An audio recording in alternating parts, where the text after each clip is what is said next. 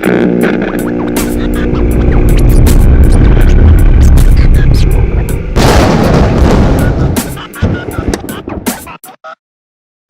we are back with Dave's pick this week of Forrest Gump, starring Tom Hanks. It opens with the floating feather. He listens to everything that his mother, who he highly respects and loves, and Lieutenant Dan has to say. He listens to basically everything everyone has to say. Yeah, with almost a photographic quality. Yeah, and he takes it in and he makes up for himself and what he believes, and that's what the theme of the film is. Though, is are we floating around like feathers? Or do we have predetermined destinies? Or is it maybe a little bit of both? Which is what Forrest comes to the conclusion. Yeah, the conclusion of it is it's a little bit of both, because the feather floats in right there. He gets it as he's telling his story, and then of course it's put away. It comes in at the very beginning. Yeah. I mean, you're introduced to the film. Like you said, that's how it starts. And you always see him carrying around this yellow book all the way through. He's going through college and stuff. I keep wondering if it's that same book, because the Curious George. Yeah, the Curious George. Because even when he's in college and he picks up the girl's book who's walking in, he still has a yellow book with him. It doesn't show the cover. I never noticed that. But I have to wonder if he's still just carrying that book around like his whole life. He's carrying Curious George around. Yeah, there's some. I'm curious to know. Yeah, that feather is with him though as well. And yes, there is symbolism to Curious George with him. Well, it's a book that his mother read to him, and Curious George was always getting into misadventures by just being curious, and that seems to be Forrest Gump. He's not. He didn't set out to do any of the things he set out to do. Yeah. He just said, like he said, when he wasn't able to run and barely could walk, he starts running. He says, "I never knew it would take me anywhere." Yeah. And it takes him throughout his whole life. His Yeah, whole life course. is based around running. Pretty much. Something running a away. lot of people take for granted, and that's the thing he never did. And like you were saying about Lieutenant Dan, he took his legs for granted, I'm sure, like we all do. And then when he didn't have them, and then when he did have legs again, he wasn't wanting to sit up. Yeah, He wasn't wanting to sit down at all. He's like standing at the back. Yep. Like, I got magic legs, guys. Check it out. He's sitting here. Your magic legs, your magic shoes. I don't know. Forrest Gump is just such a sweet, heartwarming story. It's just, I don't know how you could. You say you watch it every time you enjoy it. I don't know how you could watch it and never enjoy it. Yeah, I don't know. It's just such a warm story. It's such a good story. It is. I agree. It's interesting, and when I watch the film, you go through it. It has like a quasi-historical account of events that go through. He comes across every major event in history in his lifetime. He's there for it, and he's got some sort of impact, from Elvis to Watergate to what have you. He's there for it. Bring up what Chris was saying, that you never got things when you're a kid, that's true with everything. And this is like Nixon, Watergate, that's a joke. All those jokes that are in there that you just don't get, but when you get older, You're like, oh jeez. They're not even really subtle. They got some guys over here with a hammer because he's like, you could have got that was Watergate, because Nixon sets it in the hotel, but then it has to show Watergate Hotel down on the little sign. So the flashlights are keeping me up. Yeah, flashlights keep me up. I know I laughed out loud several times watching this movie. Oh yeah, still after all this time, it's funny, but it's heartwarming at the same time, because I think this is one of those films that totally proves you can have a funny movie without being like goofy or really like ridiculous or anything like that. Life is that way. Yeah. I mean, life is a comedy at times, but a comedy of tragedy. Comedy of tragedy. Yeah, that's what I was thinking. That's how you look at it too, though. That's your perception always helps with your experience. Yeah. Well, if you see it as a comedy or a tragedy, it helps with your perception. Yeah. And I think that's the thing with Forrest, is that his perception, he doesn't really look at anything like a tragedy. When he goes to Vietnam and everything, he just takes everything in stride. Is that the right way to say it? I'd say so. I'd say that he definitely takes things in stride. That's throughout his whole life. I'm trying to think of times when he doesn't take things in stride. He doesn't take Jenny getting hit in stride. No. He reacts very strongly to that, and those kind of injustices. That's love, and that's the thing too. This is a love story. This is about love, and he has love from his mother, and that's that in comparison with the love from Jenny's father, which is a totally different type of love. Mm-hmm. That right there sets off this parallel.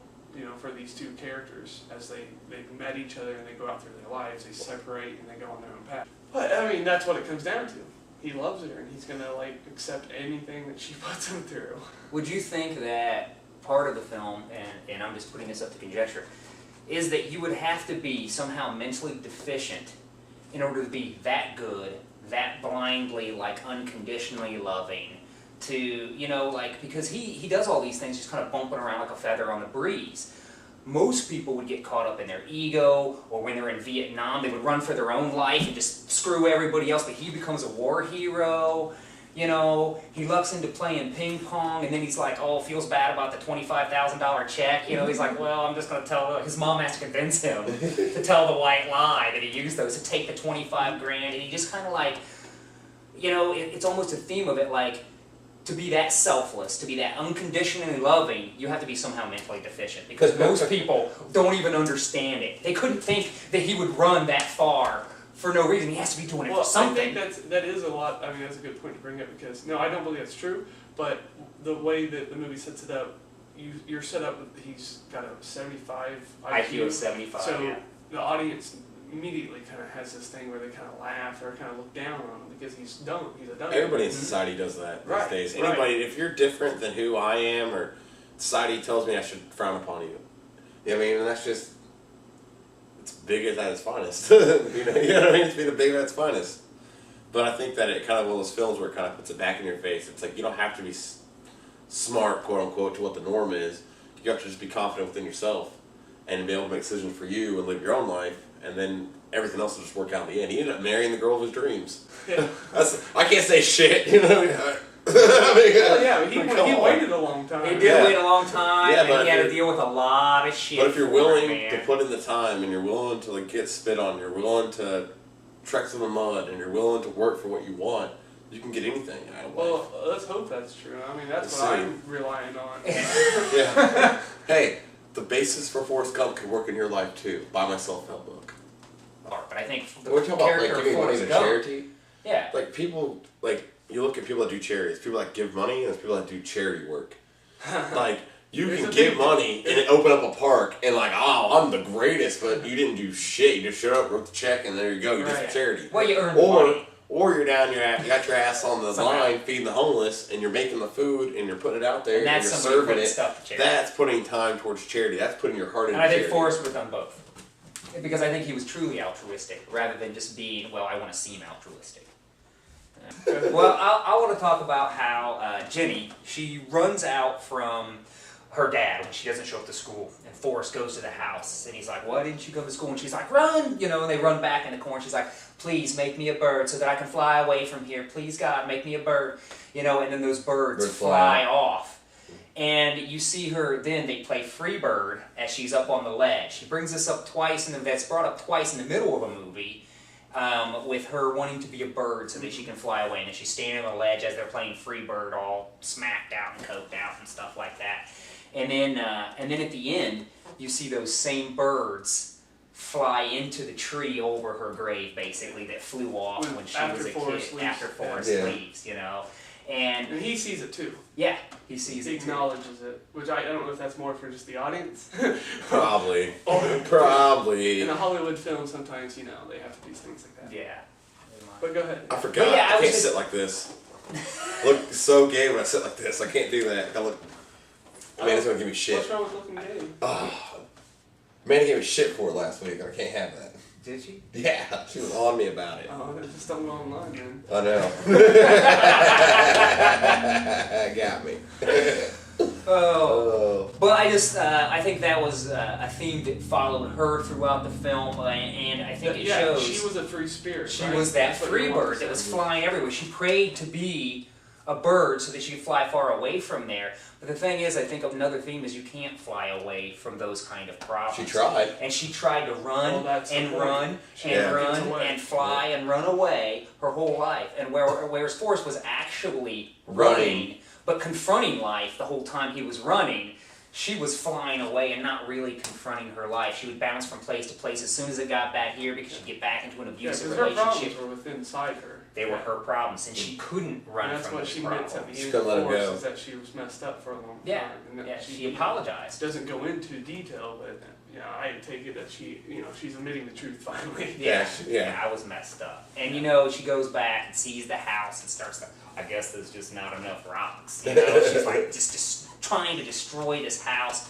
And I think she kind of mutters something like, well, how could you, do that? And she's, how could her father treat her that way?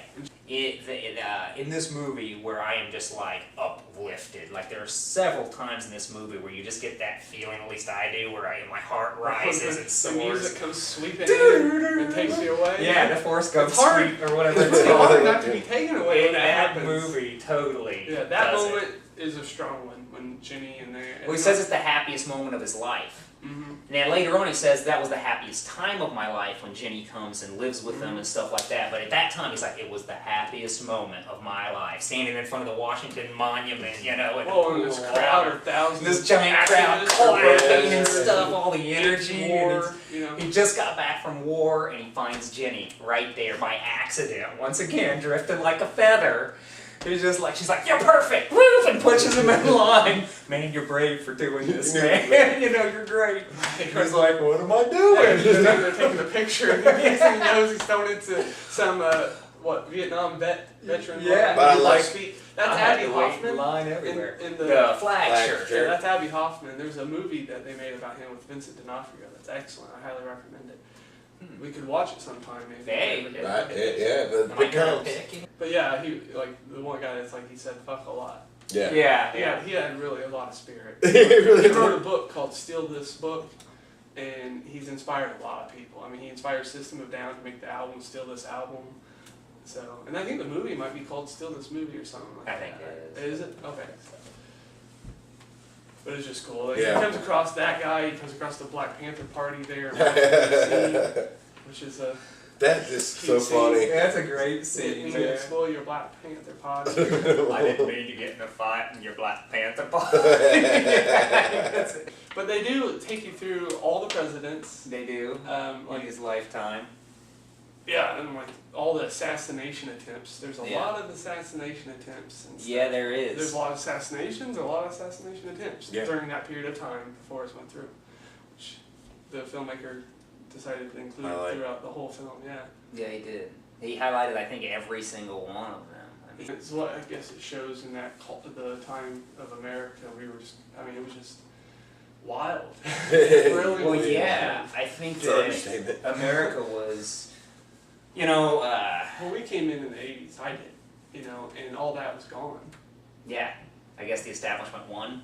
They did. Yeah, right. I mean, because they Vietnam was a false flag, and Vietnam started because of the Gulf of Tonkin incident, and that was a basically it was a false flag saying that these people sunk our ship when they didn't. And that's come out through the Freedom of Information Act is what that came out through, and so that's what when you see people. So basically, it was the military-industrial complex creating a situation in order to advance some sort of political agenda. And we've been doing that ever since Vietnam. And we've been doing it ever since. Yeah. So, and I think the same kind of resistance to that stuff, you're seeing it gonna crop up again today, and I think in a big way. But when I was a kid, that went away, and you agree that when we were kids, most of that just went away until then Gulf War started in the 90s. Well, and then we also in the 80s you had the war on drugs.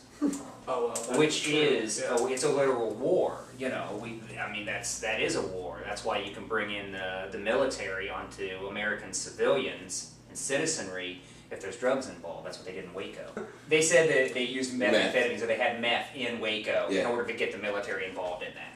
So war on drugs. Yeah, they said they're manufacturing. That was that was the only way to get all that military equipment in there, is to say it was drug related. Because if it was just guns, they could have gotten the ATF. ATF were there. They're the ones. Yeah, ATF's the one that did the raid. Yeah, they're the they ones did the initial raid, and then the FBI had a 51-day standoff with them.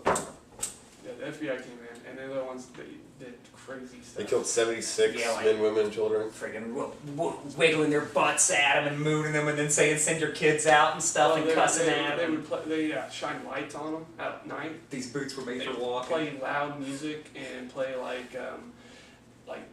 animal torture sounds. Sounds of rabbits dying. All the time. All in that Can you imagine if, like, if they hadn't done that? The psychological warfare. Yeah. Because Timmy McVeigh had the Oklahoma City bombing in retaliation for the Waco. Are we doing That's Red it. State? What do we? Oh, is that what happened? Oh, I don't know. I started talking about it. And then Well, he's the one. I brought it up, up, but I started didn't bring talking it up. about I it. didn't bring it up. Gonna say, But no, I'm sorry. Timothy McVeigh's, the reason why the Oklahoma Yeah, City it was bombing happened in retaliation. retaliation for Waco. Yeah. So it's like if the Waco never happened, then we never would have, like, it's a crazy Timothy thing. McVeigh was there during the FBI siege, the Right. standoff. He actually showed up and handed out literature, like he was handing stuff out. So. I It's don't know really if people know interesting that connection. The only reason I know this because of you. You told me that particular fact. Well, now two people told you that particular fact. Well, no, I knew that he did that as a retaliation, but I didn't know he was actually at the Waco compound No. until Roger informed me of that. Roger did a little documentary on, or he Well, worked on a I- documentary. Yeah, I went down and met the survivors in Waco and stuff. You knew that, didn't you? Yeah, I knew that, but it just still gets me every time. They got me. Yeah, I'm sure. I didn't know what I was getting myself into. Once I started doing the research, though, I was quite happy because it led me on a good path. So, Yeah. you know, and that actually, because when I went to Waco, I started researching. That's when I ended up learning about Abby Hoffman, who's the American shirt guy, and I just learned about a lot of stuff because of my work on the documentary that I was working on. So That's pretty a cool. lot came out of it. And those were really good people down there I met that were, Clyde Doyle, he was from Australia, and he was in his 70s when I met him, and he's the one that is on fire crawling out of it on footage. I watched it happen in '93 when I was in school. Didn't know I'd grow up to meet the guy, but or have dinner with him. But anyway, it's just astounding. I don't know. It's unbelievable. But you're saying it's not true. It's what they said about nothing. Oh yeah, It's it not wasn't true. true. It That was wasn't all true. trumped up. That was a Yeah. false flag It again. goes back to the In order to get FBI. military action. FBI, people should know what COINTELPRO is. Mm-hmm. It's a big deal. I mean, that they did it to the Black Panthers, they did it to Abby Hoffman. They would just say stuff that wasn't true and would bury Justify it. their actions. Yeah, the FBI did it. It was J. Edgar Hoover. By any means, basically, they would do whatever they could to disgrace any competition or. And do you think that still goes on today? I don't understand the question. When COINTELPRO, when they were enacting COINTELPRO, it's counterintelligence program is all that it means. They got caught. Some guy, I don't remember who it was, broke into an FBI's office and they found information about this. They let it loose so people found out, and then they had to stop doing it. Right? The whistleblowers. Yeah, they're whistleblowers. But because of 2001, the Patriot Act, it makes it where COINTELPRO is actually legal for them to do. So yes, they still do it. It's just not illegal anymore. They've made it illegal for them to, what is it, slander, debase, all those words. Lie. Yeah, Lie. Straight up Legally lie They about can legally lie about you in order to smear American your name. citizens, Yeah, anybody. anybody. The U.S. government has that ability. Yes, So it's a brave new world. it is. Didn't surprise me. But back to the movie. We'll get lost Back on to the that. Future. I Back did. to the Future was directed by Robert Zemeckis. Yeah, I made the reference. Yay, somebody got the reference.